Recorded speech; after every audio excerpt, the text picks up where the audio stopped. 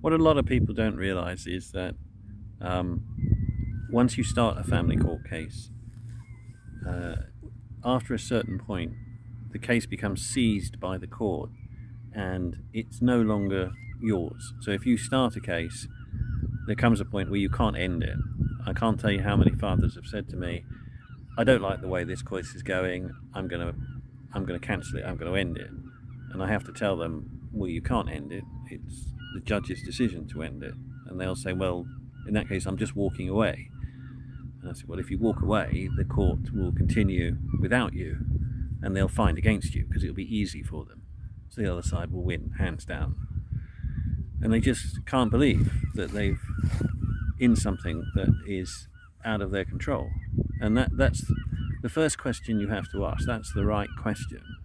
Is, am I in a situation where I have lost control and it's beyond the point of no return?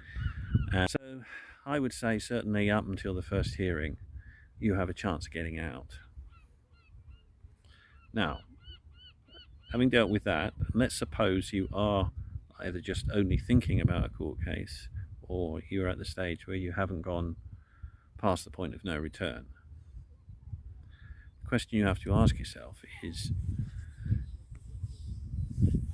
should I have a court case at all? Now, a lot of fathers will tell you that they've got no choice. They've got to have a court case because the other side won't negotiate. They're not being able to see the kids, or the kid arrangements to see the children are just unacceptable. There's no other choice. She won't negotiate. Well, let me give you an analogy to see the error in that type of thinking. And I know it's a very compelling way of thinking.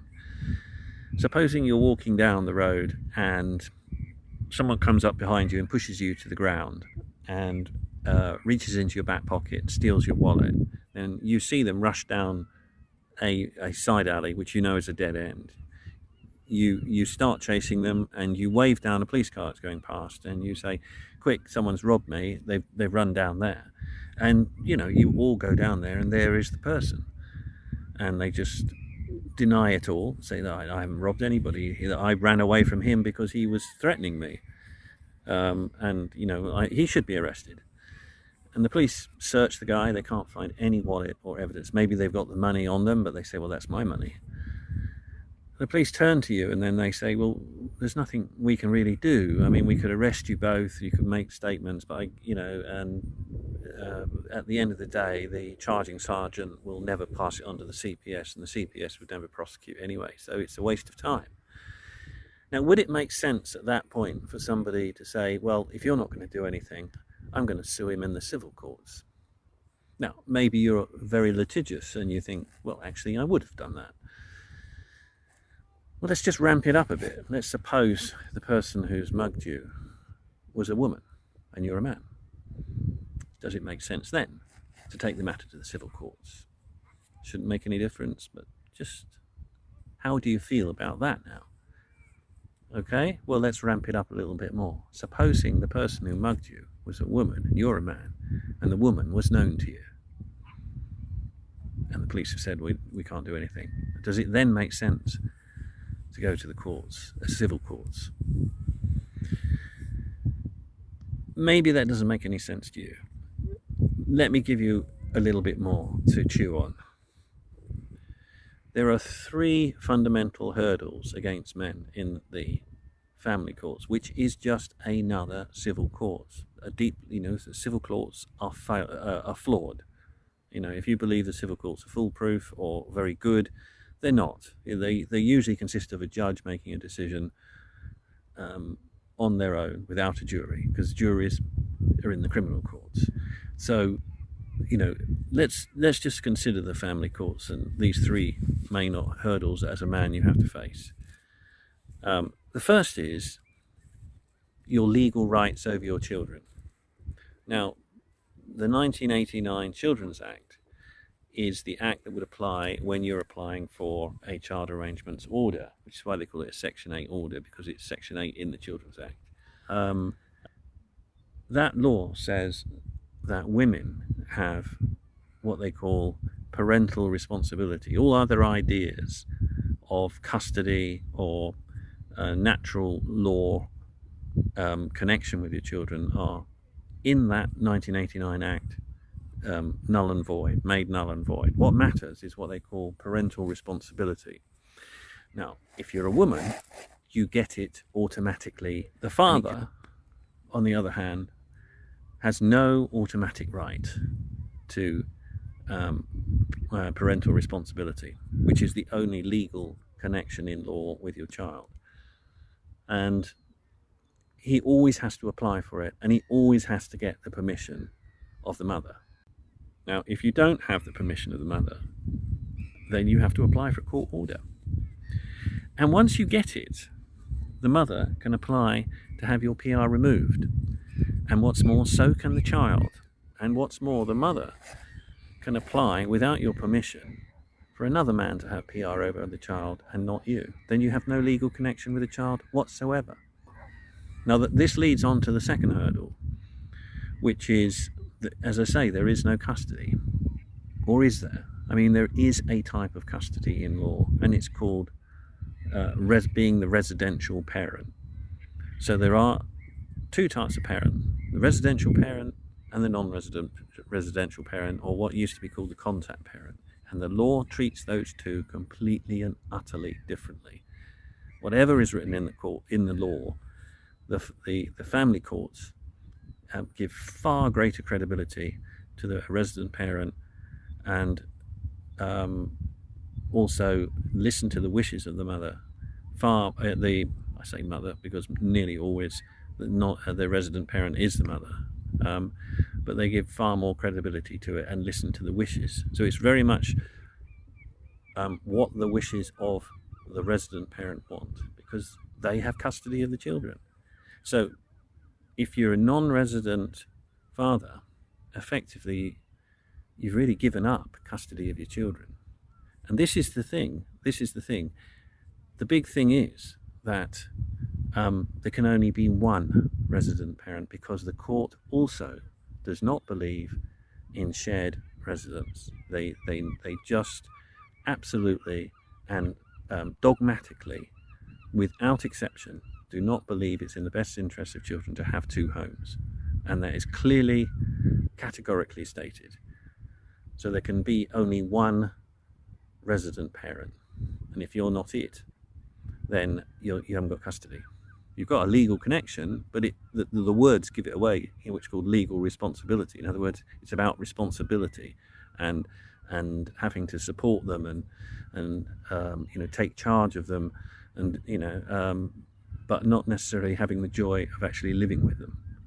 That is not included in PR. PR does not give you any rights to live with your children at all. It gives you no rights to live with them at all. Now you might say, well, that's ridiculous. A child needs both parents. Well, I'm afraid not in British society. There has to be a reason other than that. You can't say children need a father or children need a mother. What the court will look at it as is that if the non-resident parent, in the minds of the children, has been forgotten because the mother has separated them for too long, or the separation happened when they were very little, then there's no harm in not having any further contact with that person if the resident parent so wishes it. The only exception actually is where there is some other added benefit to the children. For example, if the mother was white and the father was black, and they came from very different cultural backgrounds, to deny contact with that other parent would be to deny them their heritage. So that would be a reason that the courts would force it upon the mother or the resident parent to allow contact. But there is nothing intrinsic in the eyes of the court of any value to a child by having two parents. And you might think that's mad, and I do, because I was brought up in the world where the single mothers were very few and far between, a fraction of 1% of the population. But did you know that now in Great Britain, a full 35%, 1/3 of all families with dependent children, that's children that haven't grown up, families, 1/3 of the families in Great Britain are single parent families. 1/3. Now to say, oh, of course a child needs both parents, is to basically say British society has it wrong. It's to fight the whole of the country. Now, so the third obstacle that you have to come as a father is ADA. And for a lot of fathers, this is the tripping point. Allegations of domestic abuse. Now the thing here is, it is completely gender biased. There's no question that if allegations are made by a mother against a father, it is assumed that these allegations are true until they're proven not true, and action is taken right from the off to make the assumption that they are true until it can be proven they're not true. So that immediately opens the door for anyone who's willing to make ADA to immediately win effectively in the courts, for a period of time until what they call a fact finding, where the truth of these allegations is determined.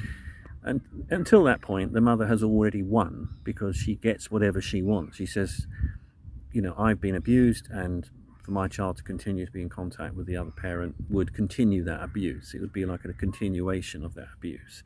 Therefore, I want no contact or very little contact. And the court will give her exactly what she wishes until it's proven that these are not true. Now, if they're proven not true, what's the penalty to the person who's made the false allegations? And the answer is absolutely nothing. There's no penalty at all.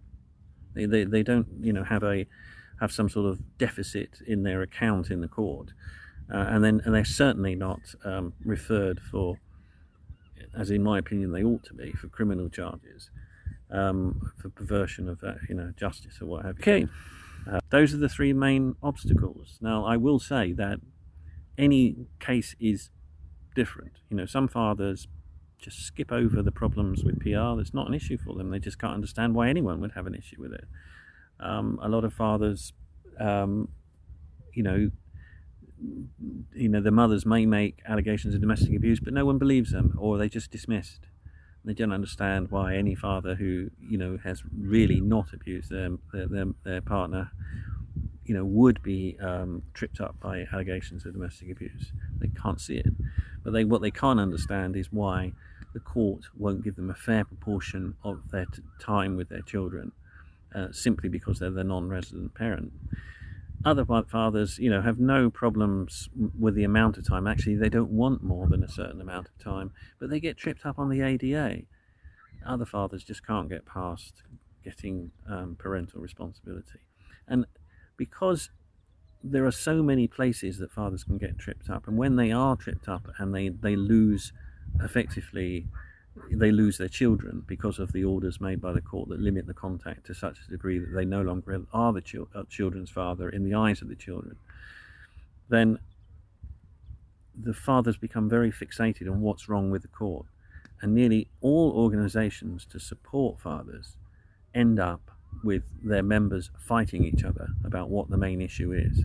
And there are whether it be Justice for Fathers, FNF, Both Parent Matters, these are all organisations that have risen to try to address the problems and the bias in the family courts, and they end up fighting each other. All very, very different. Now, when it comes to women, the difference is far less, because what women really want is the right to determine how their children are brought up, and be the only person who determines it, and whatever they want should go and is what should happen, and society should back them up on that. That's what they want. They just want to be the ones that decide, because they own their children, and all women agree with that. And so they don't fight each other. They're very much in agreement with each other. It's whatever the woman wants, that's what should be ordered, because the woman should be in charge of the children.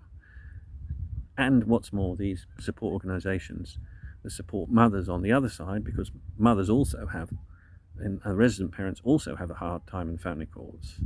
Remember that 70% of both men and women in family courts are unhappy with the court's decisions.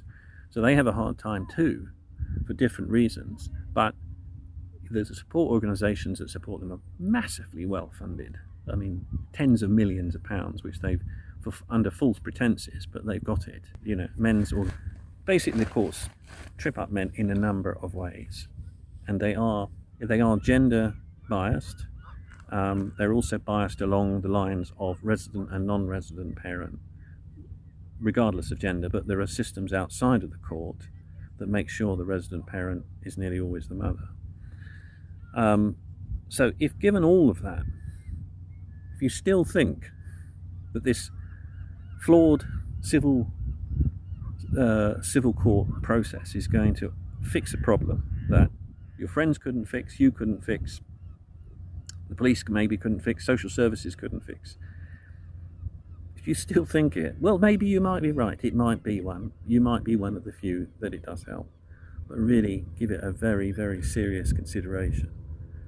Because the truth might be that what you've got is an insolvable problem.